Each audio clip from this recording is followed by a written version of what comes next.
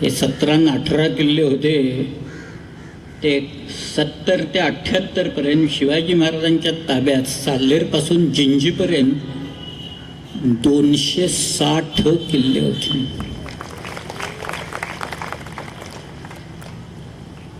नुसती किल्ल्यांची नावं लिहित असताना हाताला रग लागेल अशी परिस्थिती आहे. ते युद्धबिद्धन वगैरे बाकी लढाया वेळा जाऊ देत सगळे ते सगळे, पण किल्ला घ्यायचा तो बळकट करायचा, परत शेजारचा डोंगर उपद्रवी असेल तर पाडून टाकायचा किंवा त्याला फोर्टिफिकेशन्स करायचे आणि एक श्रृंखला, एक डिफेन्सची लाईन निर्माण करायची. शिवाजीराजांनी इथे केलं. हे काही सामान्य कृत्य नाही आहेत, ही सगळी असामान्य कृत्य महाराजांच्या हातनं घडलेली आहेत. आपल्याकडे एक काव्य आहे. काव्य म्हणजे काय, आपल्याकडं कवी तरबेजच येतो काय.